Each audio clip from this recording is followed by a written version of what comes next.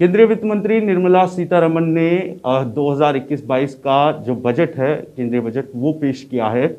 सभी वर्गों को इस बजट में कुछ ना कुछ देने का प्रयास किया गया है।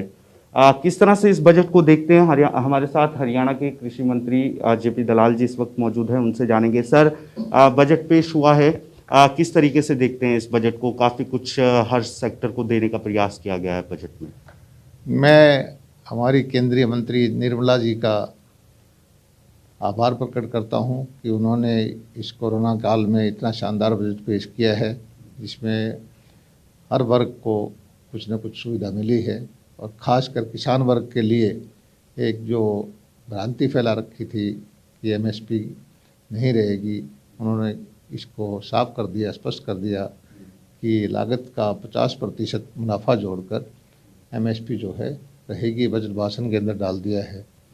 और ग्रामीण विकास के लिए, सिंचाई के लिए 2.83 लाख करोड़ रुपए जो दिया है, इससे भी किसानों को बहुत सारा लाभ होगा। एक भ्रांति फैली गई थी कि मंडियां समाप्त हो जाएंगी। 1000 मंडियां, ई मंडियां बनाने का जो प्रावधान किया गया है, ये भी एक किसान हितैषी फैसला है। गरीब आदमियों को उज्ज्वला स्कीम के तहत 8 करोड़ सिलेंडर पहले ही बांटे जा चुके हैं। इस साल में भी 1 करोड़ सिलेंडर बांटने का प्रावधान किया गया है।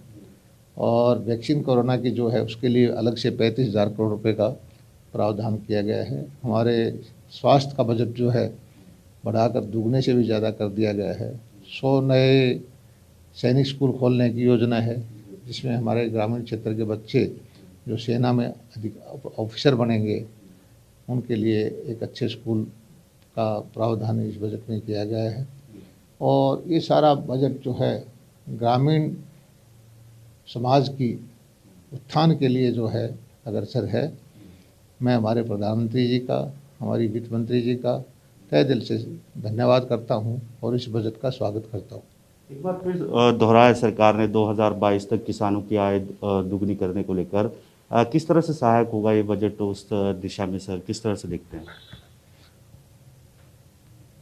इस बजट के अंदर उन्होंने, वित्त मंत्री जी ने दिखाया है कि कांग्रेस के वक्त में कितने करोड़ रुपए की गेहूं की खरीद होती थी, कितने करोड़ रुपए की धान की खरीद होती थी, कितने की दलहन की, कितने की तिलहन की। वो आंकड़े अपने आप में बोलते हैं कि मोदी जी के आने के बाद में जो उनका लक्ष्य था कि किसान की आमदनी को दुगना करना है, तो उस लक्ष्य के हम 2022 तक जरूर पहुंच जाएंगे, बल्कि उस लक्ष्य से भी आगे पहुंच जाएंगे। और ग्रामीण विकास होगा, ग्राम का उत्थान होगा, जो गांधी जी का लक्ष्य था, तो देश का विकास होगा। और उसी दिशा में ये बजट है। ज़्यादातर जो ग्रामीण समस्याएं हैं उनकी तरफ जो है ध्यान दिया गया है। और बहुत ही शानदार, बहुत ही जनहितैषी बजट जो है पेश किया गया है। हालांकि लोगों को ये अपेक्षा थी कि कोरोना काल के अंदर सरकार के रेवेन्यू में जो कमी आई है उसकी पूर्ति के लिए नए टैक्स लगेंगे। टैक्स लगाने की बजाय 75 साल के बड़े जो हमारे बुजुर्ग हैं उनको कुछ ना कुछ छूट दी गई। सर, जिस तरह से आय दुगनी करने की बात हो, हालांकि इसमें ये जो फोकस है सरकार का वो ये है शुरुआत से कि आय दुगनी होगी 2022 तक, लेकिन जिस तरह से किसानों की तरफ से कृषि कानूनों का विरोध किया जा रहा, अभी फिर से हालात बदल रहे हैं, उससे लगता है कुछ प्रभाव पड़ेगा जो संकल्प लिया है सरकार ने 2022 तक आय दुगनी करने का? निश्चित तौर पर जो किसानों की आमदनी बढ़ाने के लिए जो भाव निश्चित किए थे एमएसपी के, इसमें 50% मुनाफा देने की बात की गई है, ये बजट प्रस्ताव में डाल करके एक सराहनीय काम किया गया है।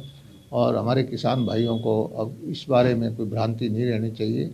उसको जो है अच्छे लाभकारी मूल्य मिलेंगे। 1000 इलेक्ट्रॉनिक मंडियाँ जो बनाने की बात की है उससे भी उसको फ़ायदा होगा।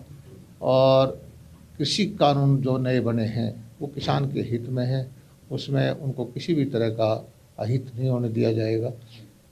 आपको चिंता करने की ज़रूरत नहीं, आपके जो अधिकार हैं मोदी जी के हाथों में सुरक्षित है। एक सर, सवाल ये है कि कृषि सेस लगाया गया है, उसे किस तरह से देखते? क्या लगता है अतिरिक्त बर्डन पड़ेगा इससे?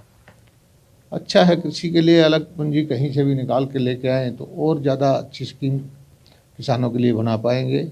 मैं तो कहता हूँ कि कृषि क्षेत्र के लिए जितना ज़्यादा से ज़्यादा पूंजी उपलब्ध करवाई जाए, ये एक अच्छा कदम होगा।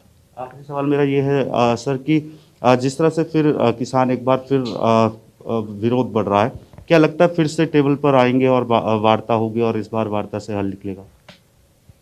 देखिए, मुझे निश्चित तौर पर लगता है जिस तरह से प्रधानमंत्री जी ने किसानों को बताया कि हमारे कृषि मंत्री एक फ़ोन कॉल पर उपलब्ध हैं, तो किसान भाई वार्ता करके और इस आंदोलन को अब जो है अपनी समस्याएं सरकार के सामने समाधान करवा के ख़त्म कर दें। धन्यवाद। तो यहाँ पर बजट पेश किया गया और जिस तरह से स्वास्थ्य समेत कृषि और सभी क्षेत्रों को कुछ न कुछ देने का प्रयास इस बजट के माध्यम से किया गया है, तो इसकी कृषि मंत्री जो है वो सराहना करते नजर आ रहे हैं। वहीं एक बार फिर से जिस तरह से किसान एकजुट होने लगे हैं, फिर से अपनी कृषि कानूनों को लेकर मांग को उठाने लगे हैं, उस पर बातचीत के माध्यम से मुद्दा हल होगा, ये बात कहते नजर आ रहे हैं। ATV भारत के लिए चंडीगढ़ से अनिल कुमार।